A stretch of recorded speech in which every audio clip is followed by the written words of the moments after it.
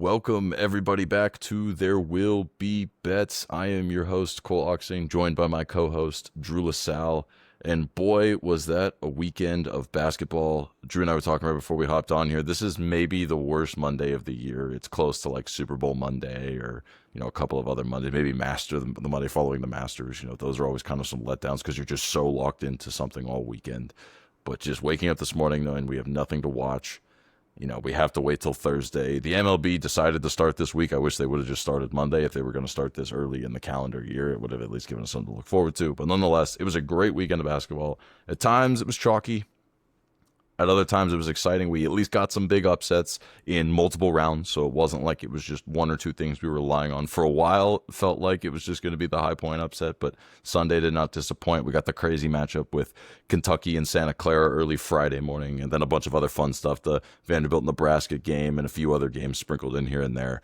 But Drew, what are our immediate reactions, biggest takeaways from the first weekend, whether it was round one, round two? What's the thing that you just can't get out of your head right now? A lot of takeaways. I think the no Cinderella comments and that March Madness has lost its madness is kind of a take I don't really agree with. I mean, I'm looking for entertaining games, and although in pockets there were some blowouts, especially I think in that Michigan, Houston, I'm forgetting the third team in there, but there were three consecutive blowouts on Saturday, so kind of a dead zone. But Sunday was so eventful, so much going on.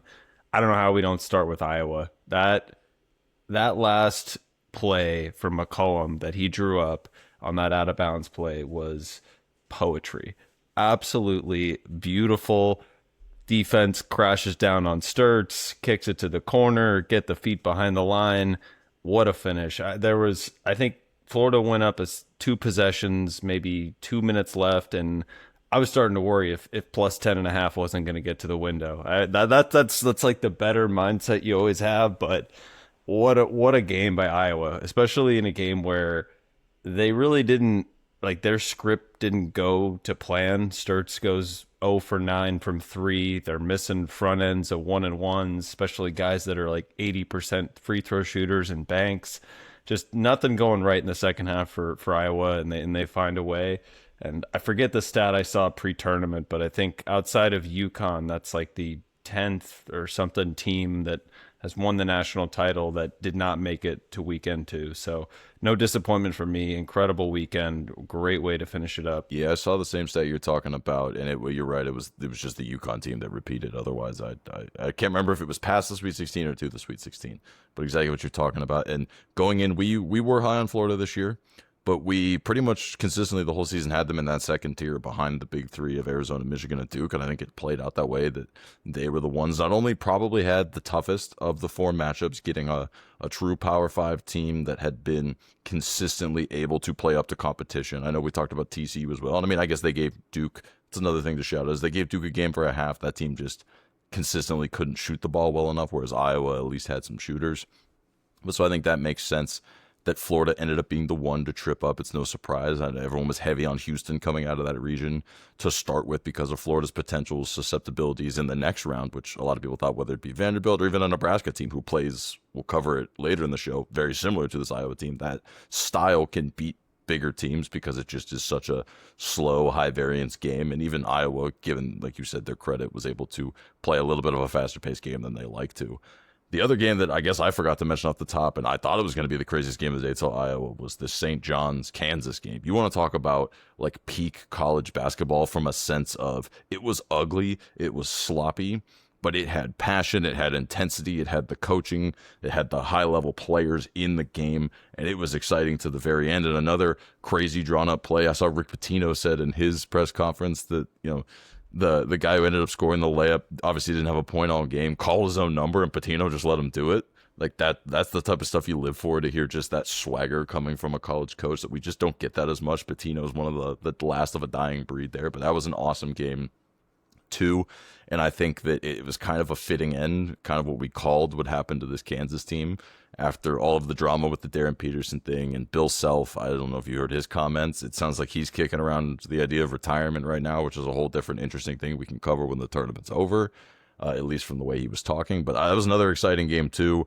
I know we both were on the right side of the number with Kansas in the crazy comeback, but it does feel like St. John's absolutely deserved that game, even if they made it closer than they should have. Yeah, no disagreement. I felt very fortunate to get to the window with Kansas 3.5. I bet it live at 9. I know plenty of people were coming in on the money line, but yeah, I did not see Bill Self's comments. I really hope that's not the case, because I think you saw a real battle of heavyweights between him and Patino. Like, even Self's decision with, I think he had 4 fouls at the end that they could take to wind clock at the end to minimize the amount of time that St. John's had to set up any kind of offensive play or anything. And just a real master class there from Bill Self to have the awareness to do that. I think maybe a little bit better player execution on when the fouls are being taken could have been done. But yeah, Dylan Darling, not the guy that I would have thought was going to be getting the ball at the end. Not Hopkins, not Ejiofor. I mean, both were the reason they were in that position in the first place. I think Hopkins was like 6 of 9 from 3 or something ridiculous. Like, yeah, really frustrating game to watch as a Kansas Packer, because it felt like they could not buy a 3 for the first half or second half, but slowly but surely just willed their way back in. Really, really impressed towards the end with Peterson and some of the plays he made. But I think, yeah, you're right. St. John's the rightful team to move on there, and would love to see them bully up the Boozer brothers and maybe see if they can push Duke to the brink in the Sweet 16. Yeah, and I think I don't want to not talk about every game, but we're not here to necessarily break down every game. We'll give a quick shout out. One more exciting finish, I would say, is that Nebraska Vanderbilt game. I obviously was on Vanderbilt. It ended up costing me a little bit of the lead in our competition here. I felt like it was a back and forth game. I can't ever say I thought I was on the right side, but I felt like I was on the right side. I felt like Vanderbilt was going to get it done. But that crowd, that environment, I mean, that was Lincoln South in Oklahoma City. And from what I hear, I went to college in Nebraska. I've got a lot of friends who are Nebraska fans. And from what I hear is Houston this weekend is going to be Lincoln South yet again, despite the fact that Houston fans are right down the road. I'm hearing that there are just armies of Husker fans that are heading down to Texas this weekend. So it's going to be crazy. I'm excited to watch that. But like you were saying, one of the questions that I have coming out of weekend 1, going to weekend 2, is which of these 1 seeds, obviously we see Florida go down, but which of these 1 seeds are we worried about the most? And so that leaves Duke, Arizona, Michigan. I think in particular, Michigan has looked the best through 2 games because they have just handled business. Now, they did not cover in their first game against Howard, but they handled business pretty much past the first 15 minutes and did not look back even into the game against St. Louis, kind of just kept them in Arden's Lake the whole time. Duke obviously tied at halftime, down to Siena in the first game, and then tied at halftime against TCU, but at least got Ngongba back for the second game, and he looked better, and they were able to pull away big in the second half against TCU. Then Arizona obviously took care of business against LIU, had a back-and-forth game with Utah State. Utah State pulled it in close. Arizona ended up covering the closing number of 11.5, not the opening number of 12.5, so kind of in the middle. But out of these 3 teams, which one of these is kind of flagging to you could be the next 1 seed to fall, if any of them are going to fall? Obviously, I think the obvious answer is Duke, but are you going to come with a little bit of a different angle, or was that where we're going? I'm looking at it purely from who they play in this Sweet 16 round, and then maybe I'll expand it to the Elite 8.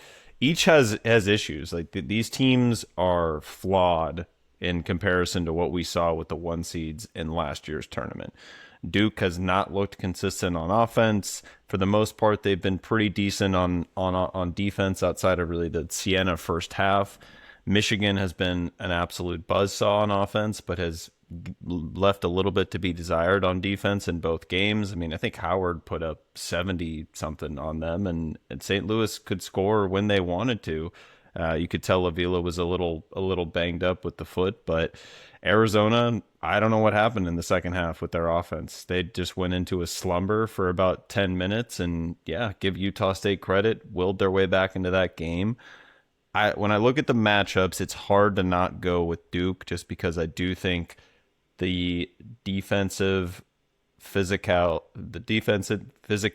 that St. John's can bring to that game is something that Duke really hasn't come across outside of Virginia.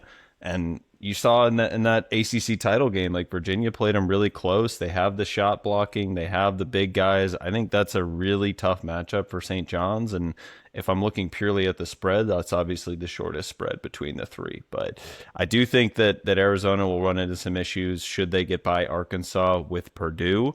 Just a really high level offensive team, assuming Purdue's able to move on as well. I think Michigan, quite honestly, is in the best position of all three of them, able to get past Alabama in a game that I think is super high, um, super high speed as far as pace is concerned. And I think Alabama's probably not going to make 19 threes in that game again. So I figure Michigan moves on, and we'll see who they get out of that Tennessee and Iowa State game. Yeah, I think I'm gonna agree with you on Duke in the fact that it is the toughest next matchup. I think the Edge of Four, I assume it's gonna be Edge of Four on Boozer, but the Edge of Four Boozer matchup, yeah, that's popcorn stuff. I mean, you're talking about the peak young guy who has not quite seen a physical specimen like that all year. I think it's gonna be a hell of a game.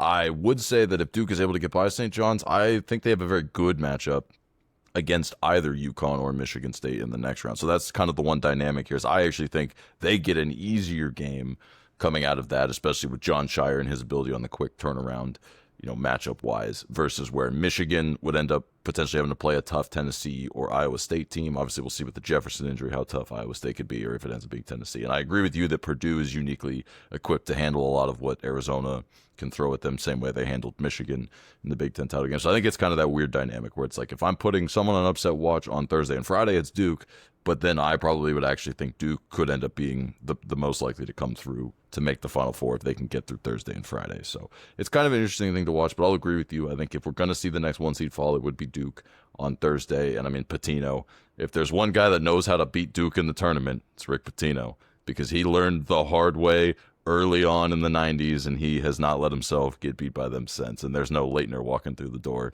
to scare him a little bit. So we'll see how it goes. The next storyline we want to touch on, though, like we said, is Iowa State, which is a very interesting team. If you followed our clips and our picks all year, I haven't been able to quit this Iowa State team. I think that they, out of all the two seeds, are the one that is most equipped to win the title when healthy.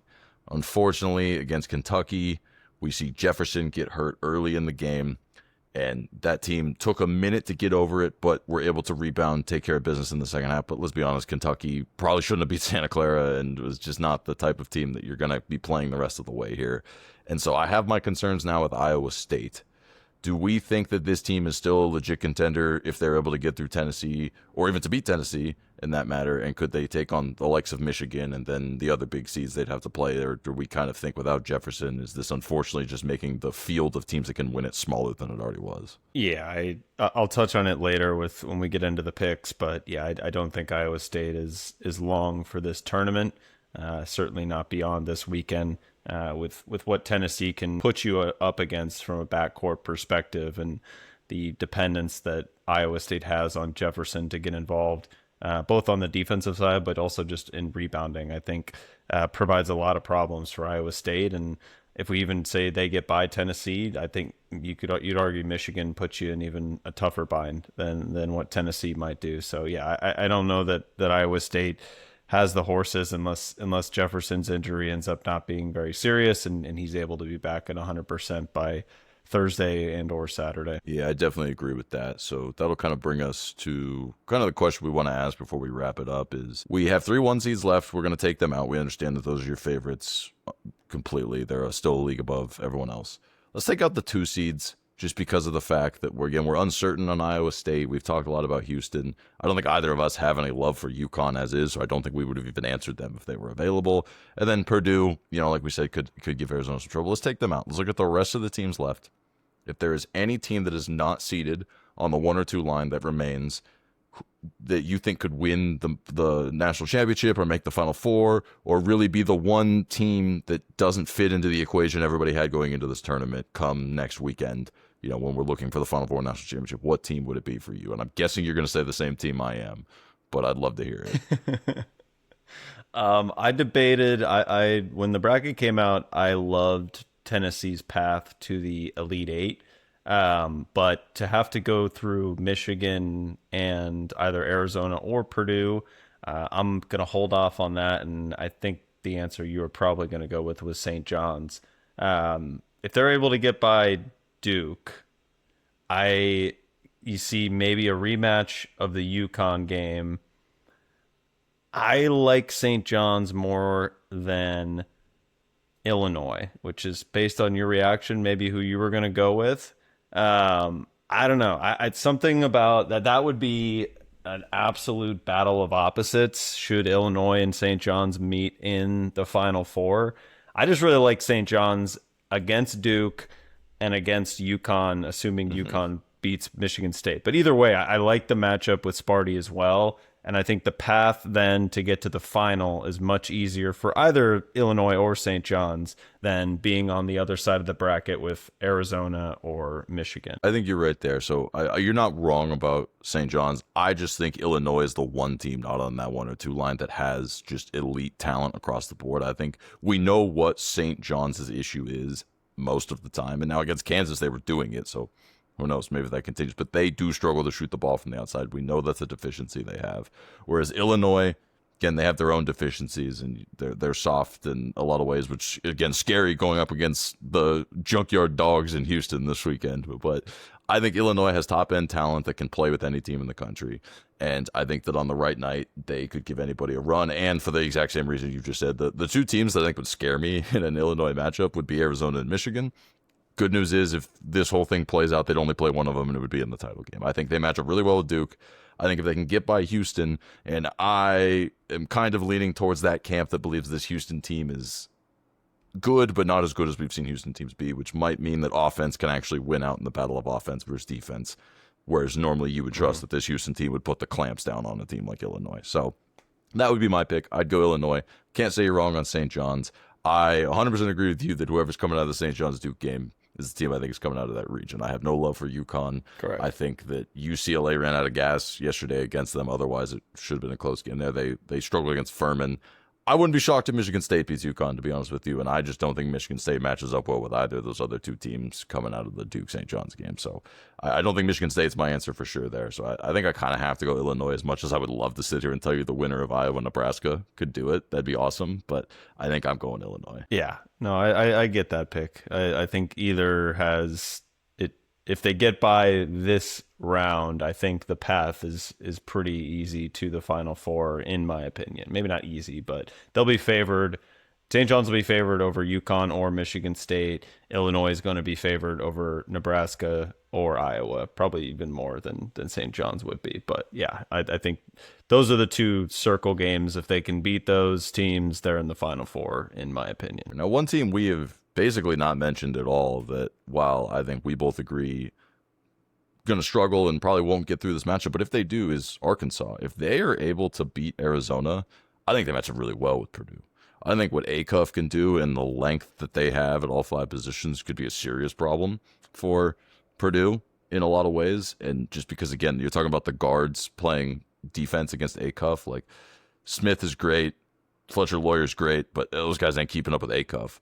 So I think if they are able to get through Arizona, which I don't think either of us think will happen, but you never know. Guards in March, it's a thing. And Calipari, give or take, but when he's on, and it seems like this team's kind of flowing right now. So I'll just throw them out there. I don't think it's going to happen, but it wouldn't shock me if that ended up being the team that nobody's paying attention to and just rode a hot hand and were able to make a run to. It would not shock me, given they have legit size and talent, that on the right night they can beat anybody left in this tournament too. It's still Arizona playing in California in March. This is a program that's been cursed, man. Like anything can happen. Acuff's impossible to stop. I'm very worried about what Arizona's pick and roll defense is going to look like. You saw him go under a lot of screens in that Utah State game, and granted that was very specific for that matchup because Utah State doesn't have the type of shooters that Arkansas does. But yeah, I would be lying if I said I wasn't nervous. I am just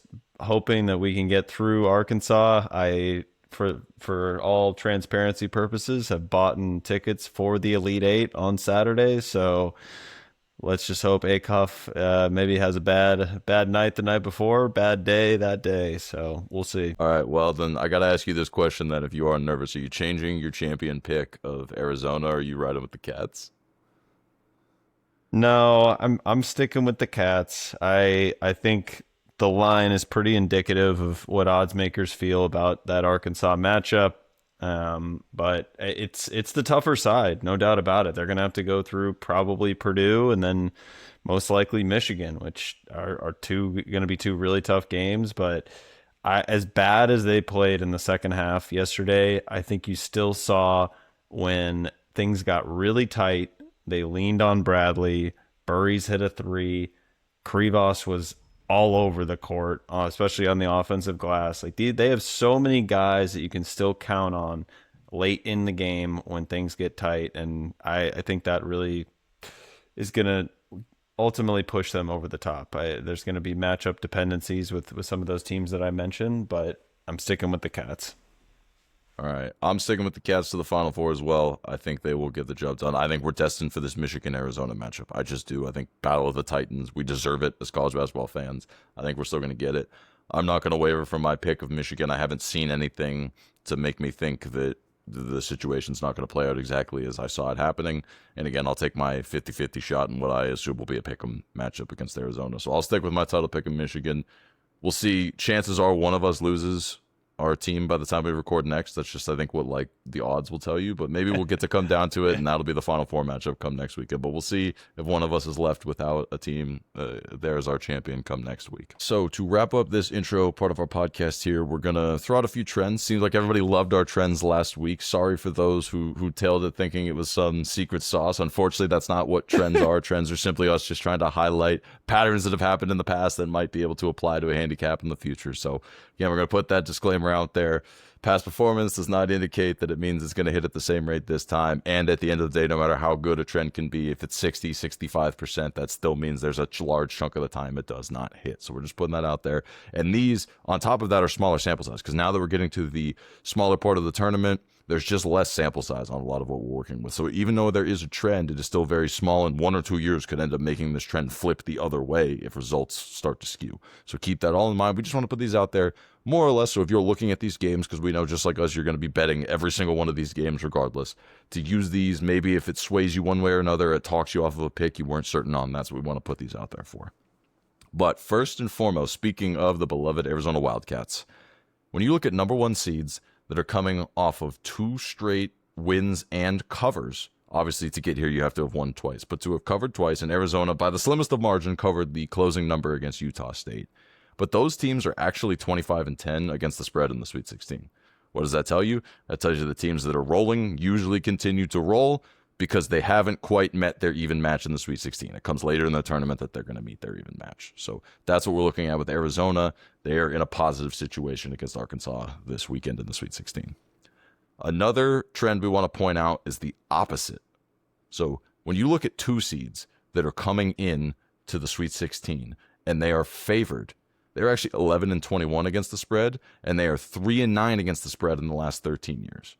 The one caveat being last year, when it was very chalky, 2 seeds took care of business. They were 3-0 straight up, and they were 2-1 against the spread. So very recently, as of last year, we saw the 2 seeds take care of business. Other than that, this is a really bad spot for 2 seeds that are favored. What does that tell us?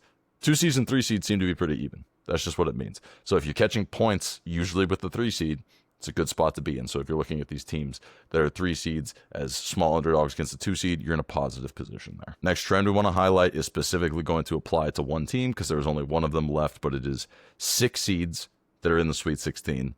For whatever reason, 6 seeds, when they make it here, it usually means that they're probably punching above their weight class. They are 7-2 against the spread in the last 12 years. That's going to apply to Tennessee here against Iowa State. Given the Jefferson injury, that's going to be very intriguing given the fact that this trend is telling us that 6 seeds that can get here usually are legit and probably are better than what their seed is telling you. And in this case, they might be going against a not full-strength Iowa State team. Could be a very interesting situation for Tennessee. And then finally, the closest thing we're going to have to a Cinderella left in this tournament is the lowly underdogs at the University of Texas. I know, boo, boo, them as a Cinderella. Nonetheless, if you're a 10 seed or lower, in this case Texas is an 11 seed, and you're an underdog of 4+ points, you're 15-4 against the spread in the last 14 years. So that applies to Texas. We saw it last year with number 10 Arkansas. They were a +5.5 point favorite to Texas Tech in the Sweet 16. They took them to overtime. They lost by 2. They covered the spread. So when we look at this, it usually means that a lot of times this team probably finds their end, but they're going to play inside the number because they're just a team that's usually playing hot. They've got things going for them. Teams aren't quite ready for them. They're able to keep games close, even if they don't end up winning the game. So those are going to be your trends. So to wrap it all up, it's just positive trends in general are going to be Arizona, Tennessee, Texas, all in some good, favorable spots. And then any of the teams that are underdogs against the 2 seeds, which in this case, this year, every single team playing a 2 seed is an underdog. So you're going to be able to find maybe some value on those teams as well. So those are the trends we have for you guys this week. Again, smaller sample size. Don't take this as the Bible. This is not telling you that that's a bunch of free winners, anything like that. I would never promise such a thing, but you might hear us reference a few of these when we give our caps for our picks here in a minute. But those are the trends we wanted to throw out this week heading into the Sweet 16. All right, you guys, before we hop into our pick competition here for this week, we just want to ask if you're enjoying this video, please leave a like on the video. If you're interested in seeing everything that we have through the rest of the college basketball season, as well as the NBA season into the summer and even into next football season, make sure you hit that subscribe button, hit that bell as well so you never miss a notification from us.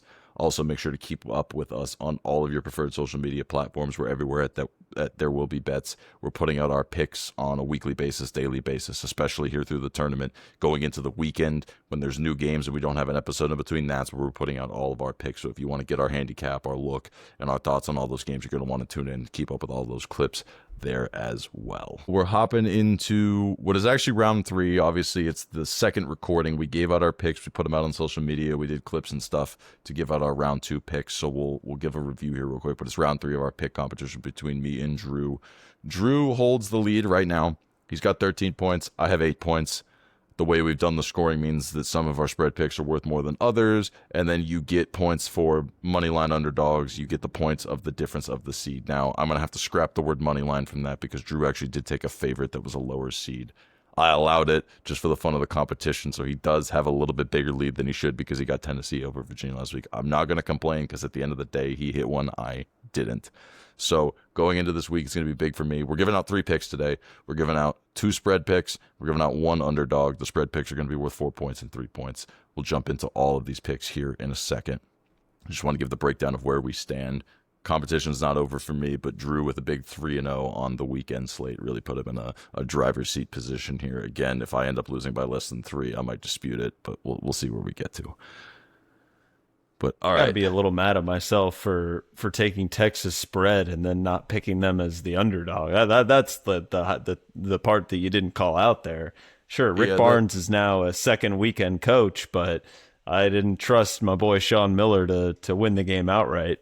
Yeah, that is fair. That is fair. Had you taken Texas, I think the competition would have just been over. So I guess I can be a little thankful, and maybe we can come to terms. I can give you 2 points. I'll take 1 away. Maybe that's what I'll do. I don't know. We'll see. We'll see where we get to. But all right, speaking of the 4-pointers, Drew, you lead us off. Who is your 4-point pick for the Sweet 16? Yeah, usually not a favorites guy, but we're going to be taking Purdue minus 6.5, 7 out there on the market right now. Yeah, this is really focused on a team that I think is just better and cruising right now. Purdue, obviously winners of the Big Ten tournament, had really been kind of struggling down the stretch. Had lost, I think, like 4 or 5 games over their last 7, but really found their way. Braden Smith, Kaufman, Wren, all these guys have really started to pop on offense. And this is a team that I think is going up against a team that hasn't seen offense of this caliber. Purdue is 12th in the country in 3-point percentage. Texas outside the top 275 in defending it. Texas also thrives on the offensive glass with their dynamic guard play and their interior pressure. I think this is a team that has really gotten a favorable draw through 2 games in Texas. I obviously had a lot of love for them over the weekend against the Zags. Got a banged up BYU team, and really just haven't seen a team at full strength offensively. I don't think that's going to be the case here for Purdue. This is a team that's really hard to match up with, and I think when it comes to weekend 2 and winning in weekend 2, it's as much about your personnel as it is your path, and I think Purdue is headed for a big win here. Can't say I disagree.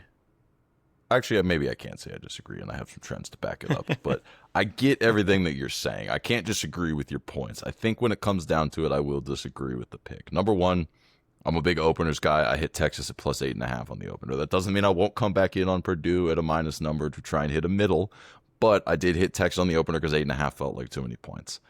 The reason being, I think when teams are hot, it's really hard to handicap them. And this Texas team seems to be falling into that category. You are correct that their path has been pretty simple, even if you go back to the play-in against NC State, which has been a hot and cold team all year. But when you're hot, I think it's really hard to handicap these teams. And it's a very small sample size, kind of like some of these other trends we've given out. But if you look at it, all of the previous play-in to Sweet 16 teams, they're 3-1-1 against the spread. So they're pretty positive in an against the spread situation. Not saying they're going to win those games. Actually, only 2 of them have won those games in the past. But when you look at it, especially 2 of them were 6-point or more underdogs, just like Texas. It's 2021 UCLA and 2018 Syracuse. Both of them covered as well. So those would be the reasons why I'm going to look at this game to probably be tight. Throw in the fact that Purdue, given they won by more than they should have against Miami, they've been cruising, right? Like, it was never a game against Queens, and they kind of kept Miami at an arm's length. I think these types of games kind of sneak up on you. And then you alluded to it as well when we were talking about trusting coaches. Sean Miller, say what you want about when he was at Arizona as a favorite, this dude can coach as an underdog. He is 11-4 against the spread as an underdog in the tournament. And then throw in the fact that Matt Painter, while he's been a decent tournament coach on the wins and losses, he is the opposite as well. He's kind of a Sean Miller type guy where when he's the favorite, he doesn't always cover the big numbers. I think there's a world where Texas keeps this close. I do. Again, I can't disagree with your handicap. I think that this game is likely to land in the 5 to 8 point range. It's just a matter of what number you got and where it lands, in my opinion. So that's why I don't know if I could co-sign it if I was playing it. But again, I can't say you said anything that was just wild left field stuff either. Did you have the numbers on Painter as a favorite versus as an underdog? I thought him as a tournament coach, I think he's one of the best ATS coaches in the last 10, 20 years, if I remember correctly.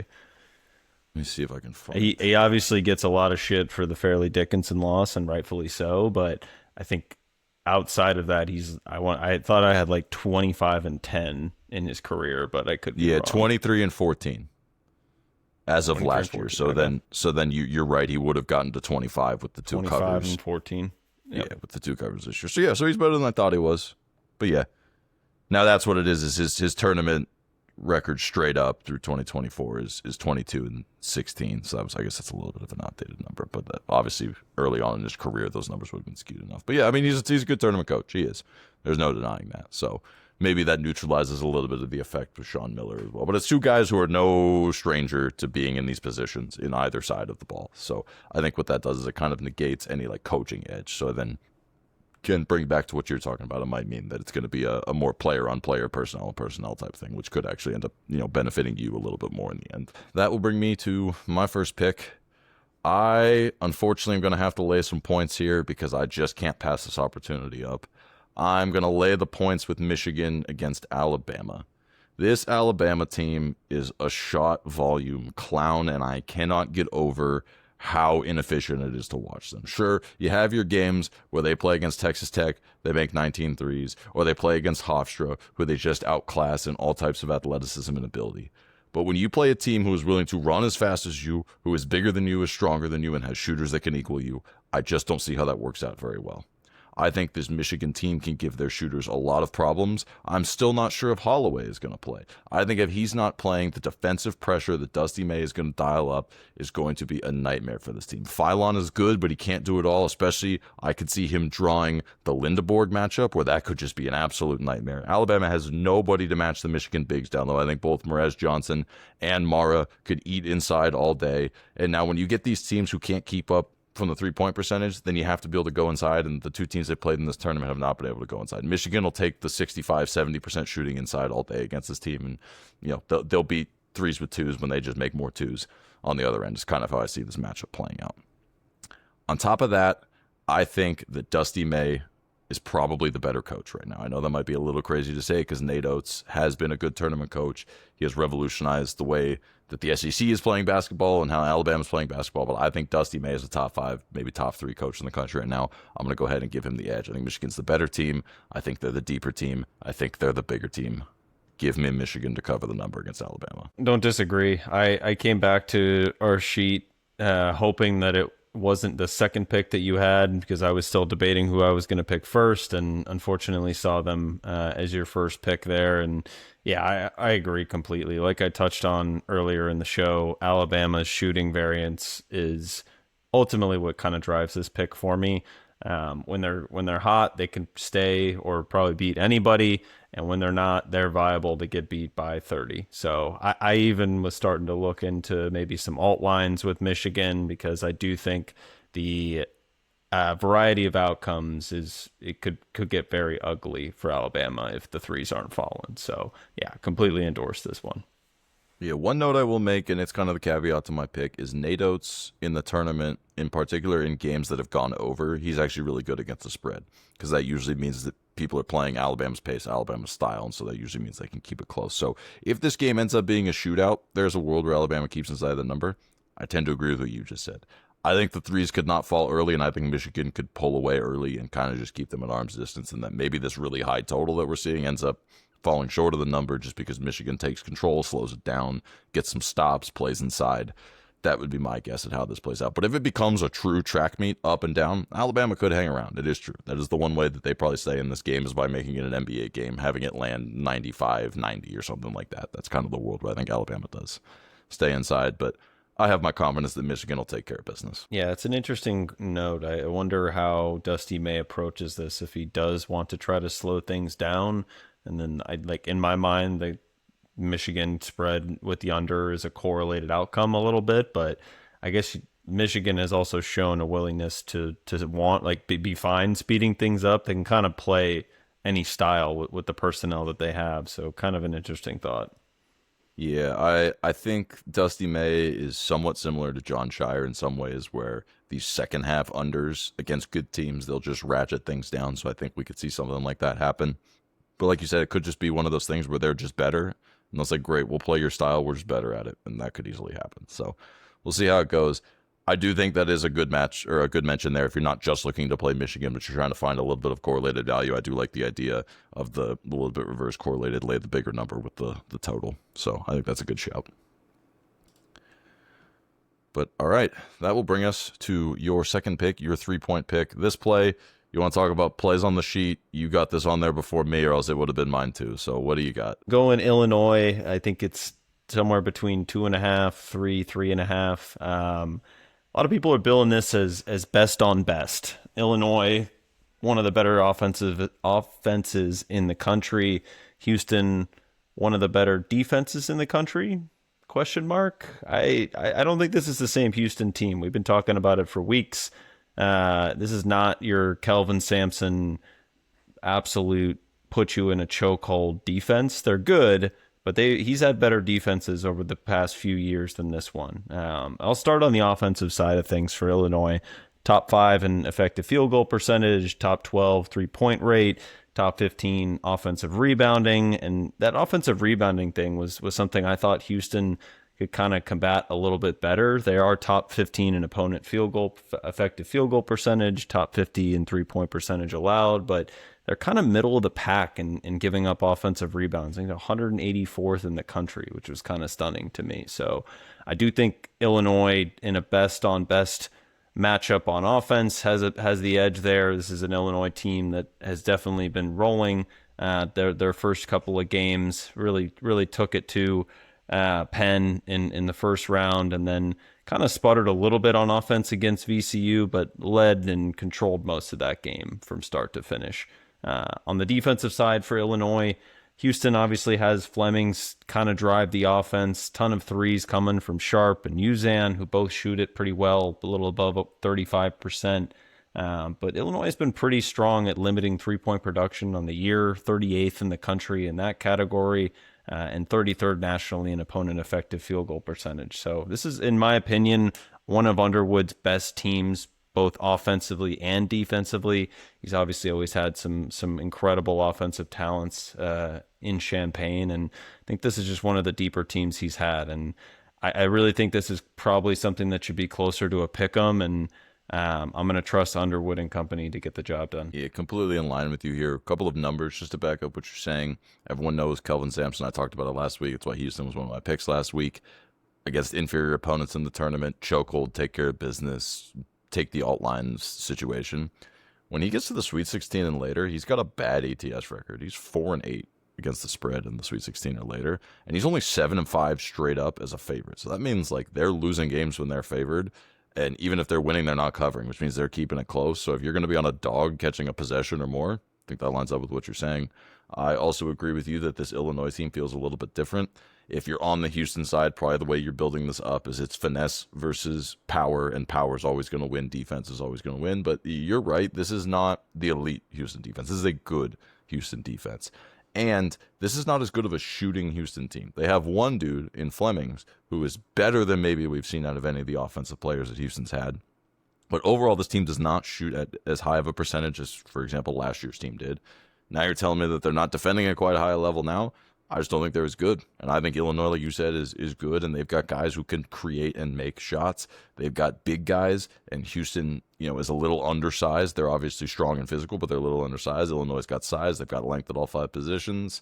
I think Illinois is going to get the job done. I like them to win outright, to be honest with you. But I think, if you're going to give 3 points, that's a gift. I'd take it all the way. Agreed. Yeah, Houston just doesn't have enough interior scoring, in my opinion. Like Fleming is asked to do so much from a shot creation perspective because Sharp and Uzan are just a bit more catch and shoot, not really distributor types. And yeah, between Tugler and some of their other bigs, it's just not enough in the scoring department down low. And yeah, I think that there's just too many guys on it for Illinois. And yeah, I think they find their way to the Elite Eight most likely, and probably a pretty sizable spread against the winner of Nebraska and Iowa. I think I'm in agreement. It is scary, banking on all these Big Ten teams after the performance we've seen in the last 10 or 15 years of Big Ten teams overall, especially when you're talking about against Houston. But sometimes it's those uncomfortable ones that are right. So I think you're on ball with this one. Like I said, if I would have been able to get to it first, I would have taken it. So I cannot say anything bad about this pick here. That's going to bring me to my second play. This is my 3-point play. And you want to talk junkyard dogs? Give me the other junkyard dog. I want St. John's plus the points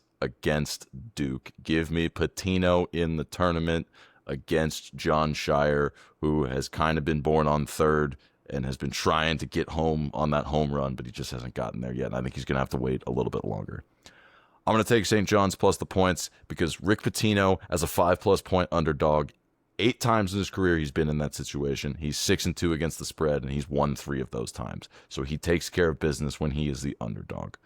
On top of that, all the times it was a 6 or more point spread. So he's won every one of those games. So the bigger the dog, the harder they fall when it comes to playing Pitino. Take all that out of the way, as dumb as that all sounds. I think this physicality that St. John's brings can bother Boozer. I think it's probably going to be Ejiofor on him. If it's not him, it could be Hopkins or the number of other physical guys St. John's brings in.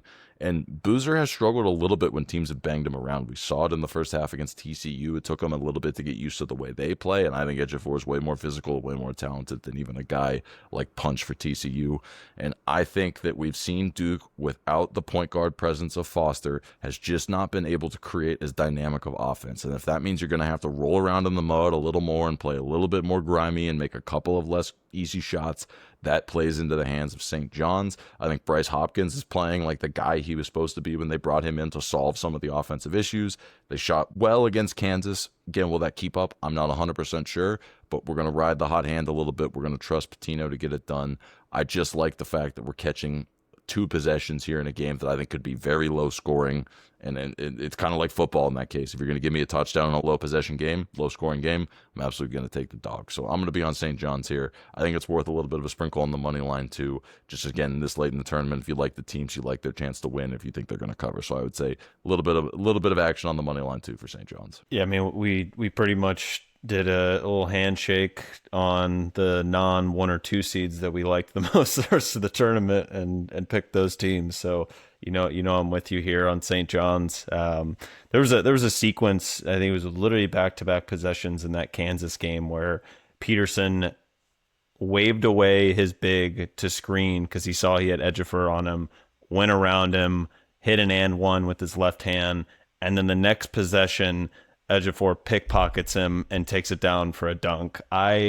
My jaw hit the floor watching him do like so easily. I was amazed. That guy is so athletic, and you said it at the top of the show. I can't wait to see that matchup with him and Boozer. I think that's something that Boozer just has not seen in the ACC.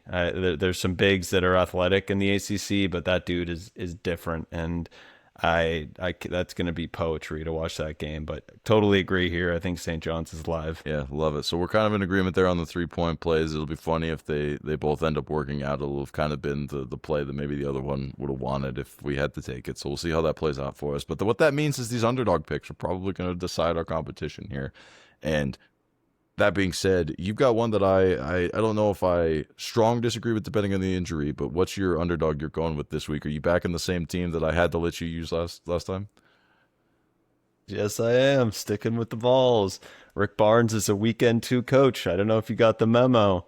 This Tennessee team, man, we touched on it with the injury to Jefferson, but even if he plays, this is not an Iowa State team that has done enough in my mind to prevent Tennessee from what they want to do, which is just hound the glass. We talked about it, or I should say I talked about it in my clip I posted for the Virginia game. And honestly, Virginia did a pretty good job of limiting the offensive rebounding for Tennessee. But this Iowa State team is I have top 60 nationally in limiting offensive rebounds, but this is a Tennessee team that is different.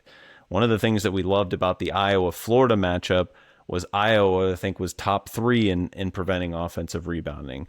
If Jefferson is not healthy or not playing for Iowa State, this is their leading rebounder. I can't emphasize enough how important that will be. Kentucky was not able to take advantage of his absence enough on Sunday because they're not as prolific of an offensive rebounding team as Tennessee. The only thing I worry about a little bit with Tennessee is they rely so much on Gillespie to kind of dictate the pace and run offense. Amon can kind of disappear for stretches. You saw maybe at the end of that Virginia game, he gets benched for a couple possessions by Barnes and then brought back in. A little bit weird vibes there, but at the end of the day, I think Tennessee, with or without Jefferson, gets the job done here, and Rick Barnes goes back to the Elite Eight. So I know you're loving this new narrative about Rick Barnes being a weekend 2 coach. Can I interest you in Rick Barnes' weekend 2 against the spread history? I want to hear what it was from the last 5 years. I unfortunately don't have that for you. I just have his overall numbers. Rick Barnes has coached 16 games in the Sweet 16. He is they match 6-10 straight up and against the spread. He is 0-5 straight up and 1-4 against the spread as an underdog in those positions, which he is in this game. If history is telling us anything, Rick Barnes is not your guy here, and that would surprise no one who has followed Rick Barnes' career. Now, I agree with you. This Iowa State team is a little bit different, especially with no Jefferson or limited Jefferson. As the resident Iowa State lover here, I think the way they play defense could give the Tennessee guards and wings some problems with the way they pressure on the wings. I also think that the one thing Tennessee has had problems with at times this year is closing out on 3-point shooters. Iowa State's got the best 3-point shooter in the country. Momcilovic has been money all year and continues to be in this tournament. I could see that maybe being a problem for Tennessee as well. What you bring up with Jefferson is totally fair. If he's not there, it changes this team entirely, and it means that the only way Iowa State's going to win is by kind of dragging it more to be a rock fight type game. And I think while this team for Tennessee has been a little untraditional of a Rick Barnes team in the last few years, that coaching style and his style is okay with a rock fight. So I don't necessarily think that's going to benefit Iowa State as much as it would against some other teams, kind of like a Kentucky or teams like that. So I see the look from you here. I can't trust Rick Barnes. I refuse. I can't trust Rick Barnes in the Sweet 16. I'll leave that to you to do it if you want to. I think the 3-point closeout stuff is very fair, and you saw it in that Virginia game. I forget the guy's name for Virginia, but I think he ended up with somewhere 25 to 28 points. He just was continuing to be left open from 3, and I think knocked down like 5 or 6 in that game. But yeah, I think this is just purely you said it, the disclaimer at the beginning of the trends segment. Not all trends are law. They are meant to supplement betting decisions. And in this case, I'm choosing to ignore that Rick Barnes trend, that awful, stinky trend that I'm going to pretend like I didn't hear. Now, I don't think this Iowa State team is as good as the Zach Edey Purdue team, but Rick Barnes couldn't win a game with Dalton Connect, in weekend number 2. There ain't nobody as good as Dalton Connect on this Tennessee team. That's all I'm gonna say. So Purdue is not Iowa State. Purdue no, Zach that's what Edey, I that said. is a generational player in college basketball. But still, I mean, Dalton Connect would have been the player of the year that year if Zach Edey didn't exist. So that's all I'm saying, man. Rick Fair. Barnes couldn't get it done with Kevin Durant either. I heard he was pretty good. Only won one game with Kevin Durant.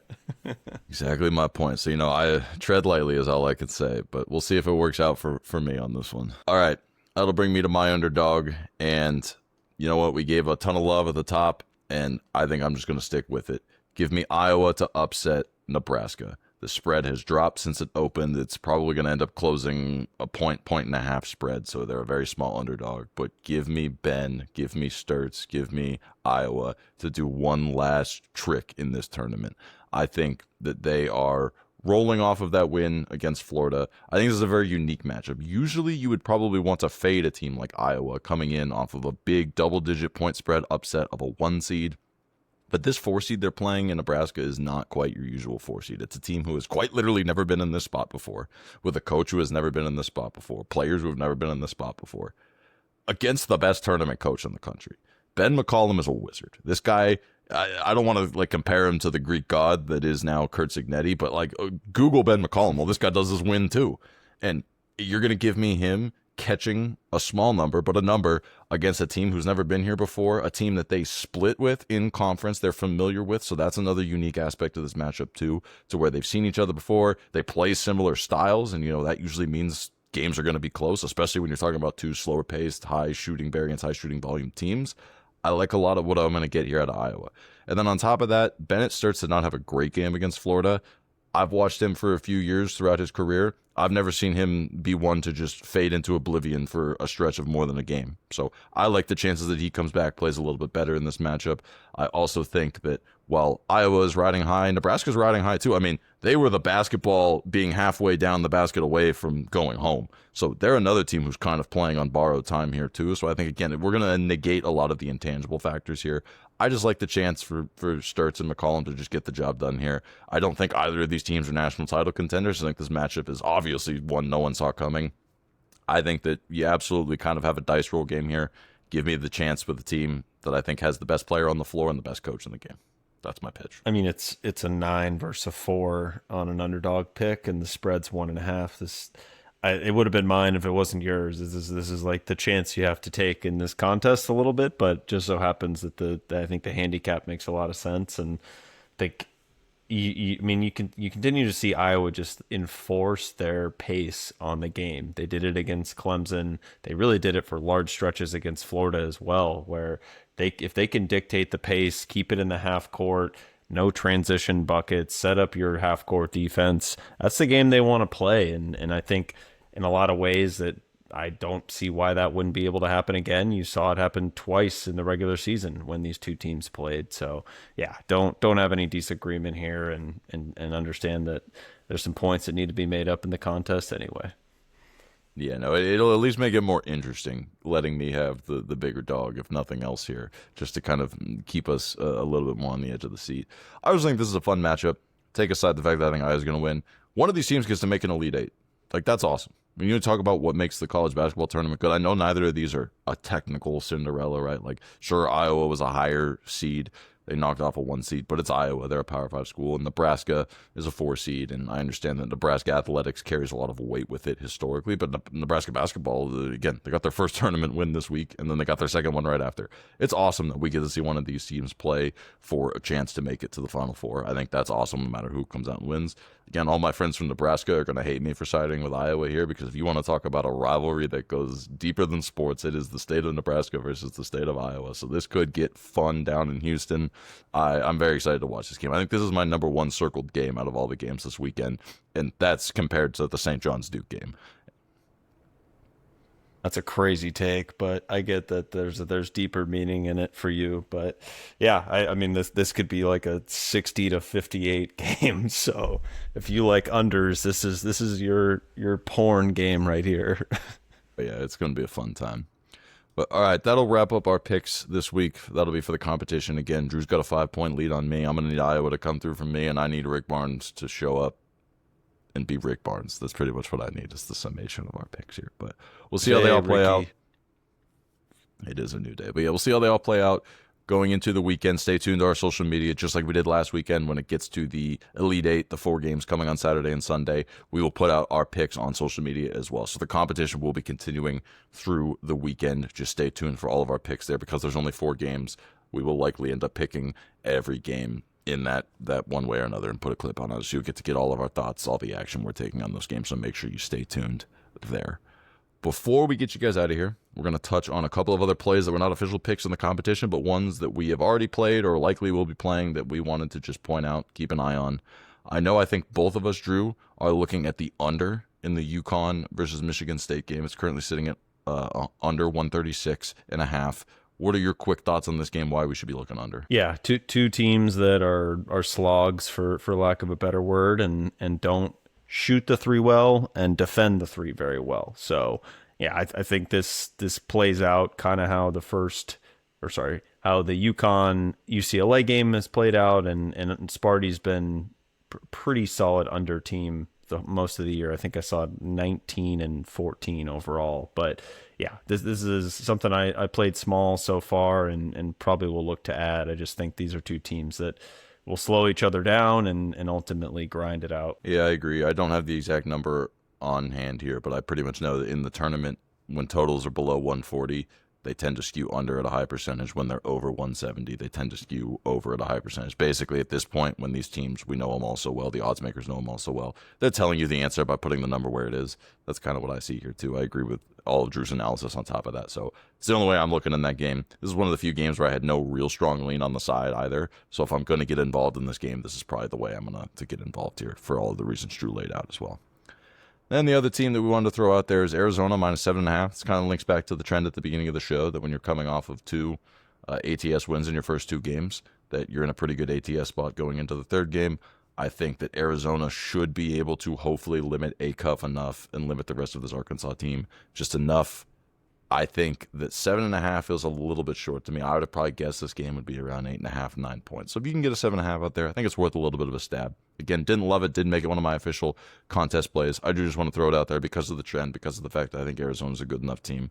I think it could be worth it. That's just my take on it, though. Again, nothing strong there, just one I wanted to throw out. Yeah, no strong feeling for me on that one, but I see the thought process behind it, and I think if there's a public darling that isn't a 1 or a 2 seed, it's probably Arkansas at this point, and everybody's infatuation with Acuff, so I could see that. All right, well, yeah, so those are our other couple plays there. Again, stay tuned for the rest of the weekend as we put out the Elite Eight plays as well. All right, you guys, well, that's another show. That's another week of the tournament covered. I'm excited. It's going to be a long couple of days to get to the Sweet 16, but when we get there, it should be a popcorn-filled weekend. Very excited for it. We have a couple of plays that officially hit our agree board this week. Drew and I were both in lockstep on Illinois and St. John's. We ended up using them in the competition, but both agreed that we liked the other person's pick. And then same thing with Michigan as well. I took that as one of my plays. Drew said he would have taken it if I just didn't get to it first. So those are our 3 strongest plays that we agree on this week: is Michigan, St. John's, Illinois, all against the spread. In a couple of cases with those underdogs, we probably do like a little bit of a sprinkle on the money line there as well. But more fun and more importantly, we have a couple of head-to-heads this week. When it comes to this Texas versus Purdue game, I admitted I already played a little bit of Texas. Drew is going Purdue. I think I'm going to trust Sean Miller. He's going to trust Matt Painter. We'll see which long-term coach who hasn't been able to win a title but has been a decent coach in the tournament, or an even good coach in the tournament, depending on the time. See which one of them gets the job done for us. And then the battle for Rick Barnes. Drew says Rick Barnes is now a round 2 coach. I don't believe him. He's on Tennessee. I'm saying no way. I'll take my boys in Iowa State. So we'll see how those games play out. Again, that Rick Barnes game in particular could end up maybe making or breaking our little competition. So we'll have a lot of eyes on that one, even if it ends up being maybe not the most intriguing game of the weekend. With that being said, if you've made it this far with us and you did enjoy the show, please go ahead, leave a like on the video, hit that subscribe button, hit that bell as well so you never miss an episode from us. Again, this doesn't stop with college basketball. We're obviously deep into the tournament now, and we're going to go through the rest of it, but NBA playoffs are right around the corner. Jake will be back with us for that. We'll be breaking everything down throughout the NBA playoffs. And then even into the summer, we'll talk baseball. We'll talk preseason football. So there's going to be stuff coming year round. So you're not going to want to miss any of it. So again, hit that subscribe button, hit that bell as well, and stick around with us as always. And as we continue through the tournament, it's never more important than now. We want to wish everybody good luck on their wagers this week. And let's have a wonderful week of sports. There you go.